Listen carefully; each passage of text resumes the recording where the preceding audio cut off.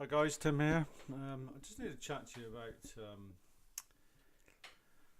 DMT and Ibogaine. As you know, I made a video recently after taking Ibogaine, and we're now 3 weeks in, and I haven't had a drink since. Don't feel like having a drink, but I want to talk about the kind of sort of spiritual side of DMT and these compounds that a lot of what I call the drug snobs talk about. You know, this concept that the plants talk to me, and just saying that makes me laugh. And you know, Mother Ayahuasca, Mother Forest, all the rest of it. Obviously, we're all entitled to our opinion about what we saw, what we felt we saw, what we thought we underwent. Aliens, as Terence McKenna called them, machine elves, all this kind of thing. And you know, with the plant materials talking, the trees talking to you. I think you'll find if you actually look at it that this is kind of an idea, a meme that's been planted into your heads from the sort of the shamanic side of things. These guys call themselves shamans in the Brazilian rainforest and various rainforests. People go there and pay thousands of pounds, not necessarily for the ceremony, but to get there, to have these quasi-religious ceremonies. As you can tell, I'm not a huge fan of this notion that people, although they may be older cultures than us in the sense that we no longer live in the forest, nonetheless, that doesn't make them any more wiser than us, just because they still go into a forest, cut a vine down and brew it up into some disgusting compound, which then gives you a hallucinogenic experience.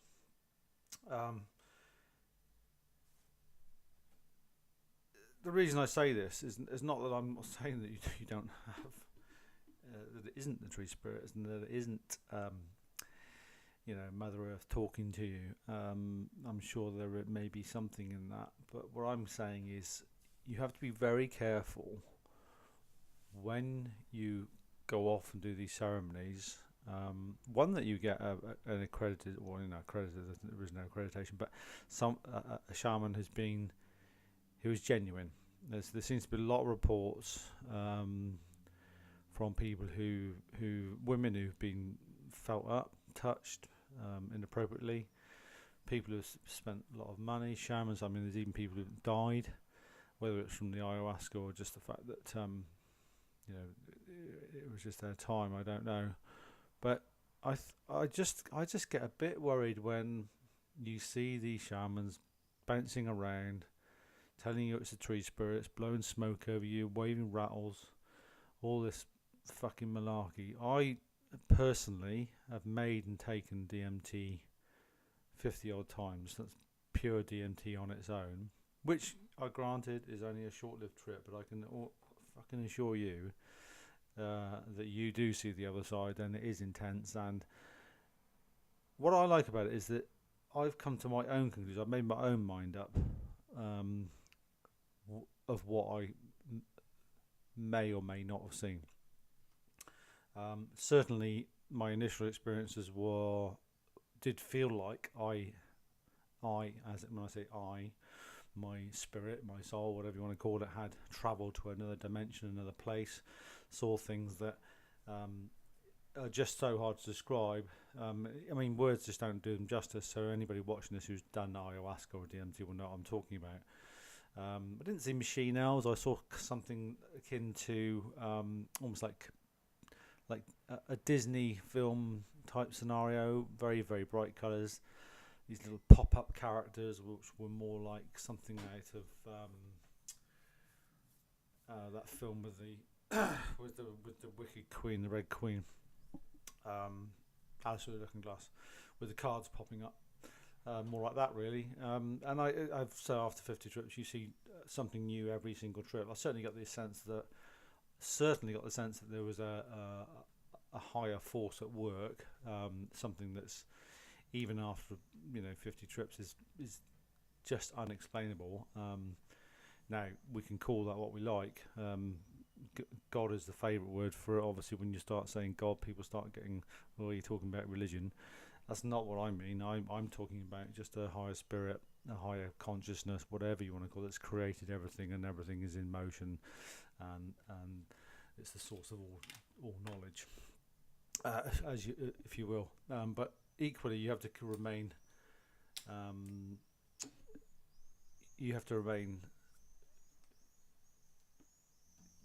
You have to retain your intellect and your ability to reason when you take these compounds. It's very easy to get caught up. What the hell was that? Very easy to get caught up in the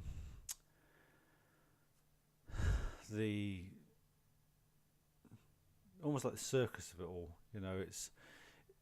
I'm a huge fan of Terence McKenna when he talks about psilocybin, particularly the heroic dose.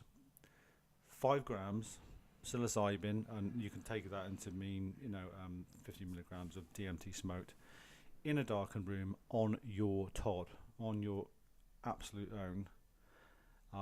That's all you need.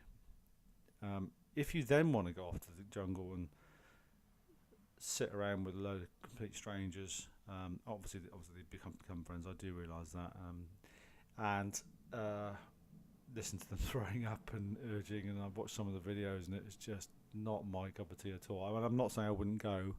I haven't got the finances to go to the jungle, but if someone out there is willing to pay for me to go, I'll more than happily do it. I'll do it with you if you like. So yeah, I'm more the kind of the heroic dose. You darkened room, see how you fucking feel, and what did you see, and how and then discuss it with people, and then do it in a group setting. I did DMT about the 30th time with one friend at my house, and it was awesome. It was just amazing. And then we went out later on and had an absolute cracker of an evening out talking about what we'd seen and what we'd looked like to each other. He said that that's something I've noticed with DMT. Actually, it seems to turn animate objects into inanimate objects, and inanimate objects into animate objects. I'll explain. When I was looking at him when I was just sort of coming back from the breakthrough, he looked like a little Crichton, Crichton off Red Dwarf, sat on the couch, almost like a little a Disney character with a sort of angular face, very very funny. And he said I look like Action Man with the eagle eyes. You used to get Action Man with a little button at the back, and his eyes used to move.